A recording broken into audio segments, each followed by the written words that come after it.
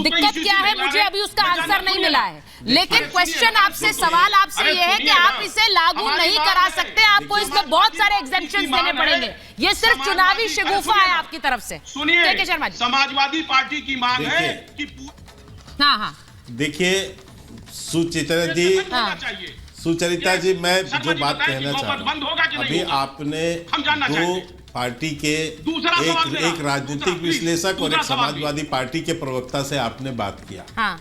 दोनों लोगों से आपने अभी बात किया और चर्चा किया, और दोनों जो है कहां पर घिर गए जाकर, केवल मुसलमान एक धर्म पर जाके खड़े हो गए। हम तो पूरे भारत की बात कर रहे हैं। हम जो कानून लेकर आ रहे हैं ये देश के 140 करोड़ भारतीयों के लिए लेके आ रहे हैं, 140 करोड़ भारतीयों के लिए, मुझे मौका दीजिएगा जिसमें सभी धर्म, सभी वर्ग, सभी समुदाय के लिए।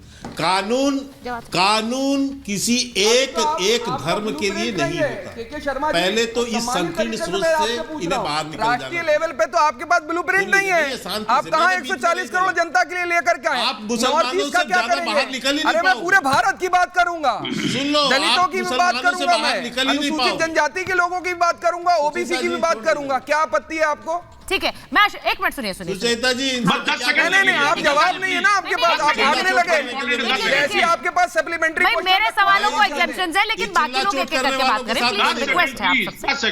के शर्मा जल्दी से आप कंप्लीट करिए, उसके बाद मैं जाऊंगी वापस। बहुत सारे सवालों की बौछार हो रही है आप पर। हाँ 10 सेकंड सुचेता जी, मैंने पहले स्पष्ट कर दिया। डॉक्टर साहब आ रही हूँ मैं आपके पास, डॉक्टर खान आ रही हूँ, एक बार के शर्मा जी कंप्लीट करें। किसी एक धर्म विशेष को लेकर, देखिए किसी धर्म विशेष को लेकर ये कानून नहीं है। हाँ। ये देश सभी भारतीयों के लिए कानून है, और आज जब ये उत्तराखंड के अंदर ये लागू हो रहा है तो उत्तराखंड वासियों के लिए हो रहा है।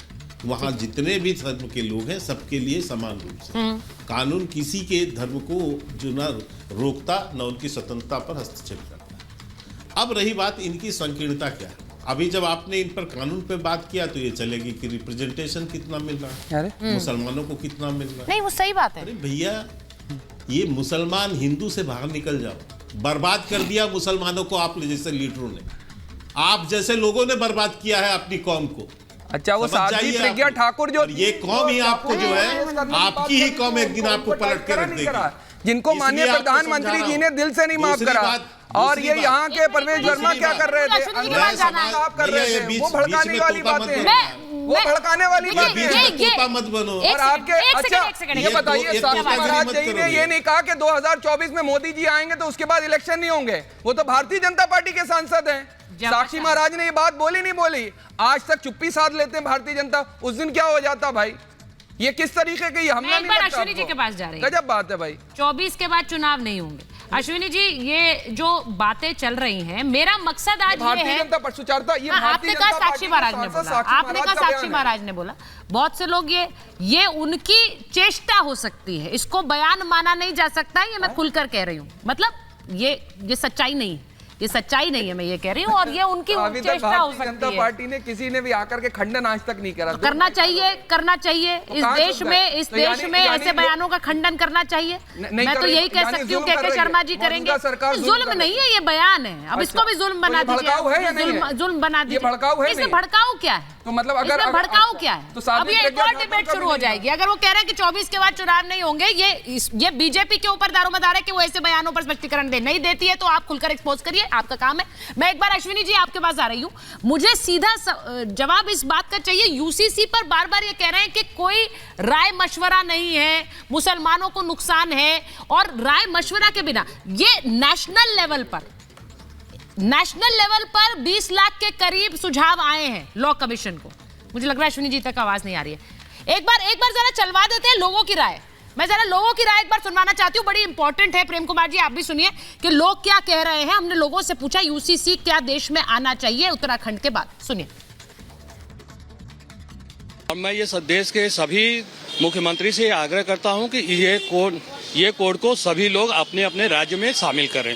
बिल्कुल होना चाहिए। हमारे देश में सभी समुदाय के लिए एक कानून होना चाहिए, सभी धर्मों के लिए कानून होना चाहिए, हम इसका स्वागत करते हैं, समर्थन करते हैं। एक देश एक कानून होना चाहिए, सारे पूरे राष्ट्र में हमारे यहाँ एक ही कानून होना चाहिए, दूसरा कोई कानून का कोई मतलब नहीं है। उत्तराखंड में नहीं, पूरे देश में लागू होना चाहिए, क्योंकि जब देश एक है, देश के लोग एक है, हिंदू मुसलमान सब एक है, तो सबके लिए जो कानून है वो उसमें भी समानता होनी चाहिए। सब लोग एक ही बराबर से एक कानून को फॉलो करें।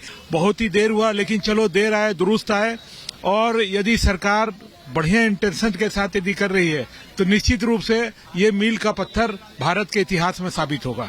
ये पूरे देश में होना चाहिए। ऊंच नीच इससे खत्म हो जाएगा, भेदभाव खत्म हो जाएगा, हिंदू मुस्लिम खत्म हो जाएगा।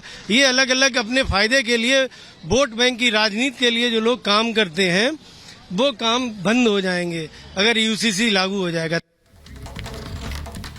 अब अश्विनी जी, मैं लोगों की राय इसलिए सुनवाना चाहती हूँ क्योंकि देश की जनता यूसीसी समझ रही है, उन्हें क्या समझ आ रहा है, वो क्या सोचते हैं। सीधा जो एक सज्जन ने बिल्कुल अंत में कहा कि ऊंच नीच खत्म हो जाएगी, फायदे की जो वोट बैंक की राजनीति है वो खत्म होगी, आपको लगता है?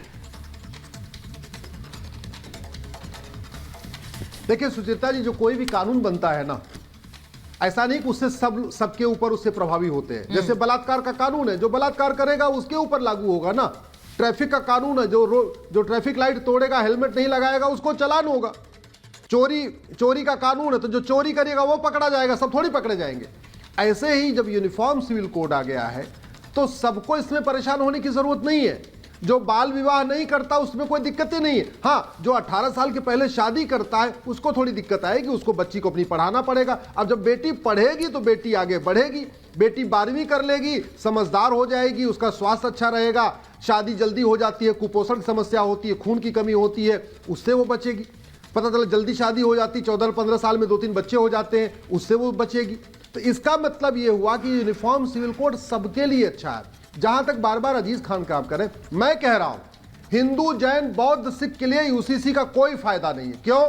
क्योंकि जो हिंदू मैरिज एक्ट बना है आजादी के बाद बना, आजादी के बाद बना, पूरी चर्चा करके बना। लेकिन जो शरीयत एक्ट है 1937 में बना, वो चर्चा करके नहीं बना। पारसी मैरिज एक्ट 1936 में बना, कोई चर्चा करके नहीं बना। क्रिश्चियन मैरिज एक्ट 1872 में बना, कोई चर्चा करके नहीं बना। और अंग्रेजों ने जितने कानून बनाए उसमें लड़कियों को, माताओं बहनों को थर्ड क्लास बना के रखा। उन्होंने, चूंकि उनको पुरुषों को खुश रखना था, तो महिलाओं को बराबरी का दर्जा नहीं दिया। जबकि हिंदू मैरिज एक्ट आजाद भारत में बना, संविधान के प्रावधानों को ध्यान रखते हुए बना, इक्वलिटी बिफोर लॉ को ध्यान में रखते हुए बना, तो उसमें इक्वल राइट है। इसलिए यूसीसी आए चाहे ना आए, हिंदू, जैन, बौद्ध, सिख पे कोई फर्क नहीं पड़ता। सबसे ज्यादा फायदा वास्तव में मुस्लिम बेटियों को मिलेगा। अब ये पहले तो कहते हैं मुस्लिम में बहुत पिछड़ापन है। अरे भैया, पिछड़ापन है, उसी की दवाई यूसीसी है। अब आप कहते हो नहीं मेरी तबीयत भी खराब है और फिर कह रहे हैं हम दवाई भी नहीं खाएंगे, ऐसे नहीं चलेगा। तबीयत खराब है तो दवाई खाइए, आप भी स्वस्थ हो जाइए, आप भी खुश रहिए, आप भी मस्त रहिए, यूसीसी का आनंद लीजिए।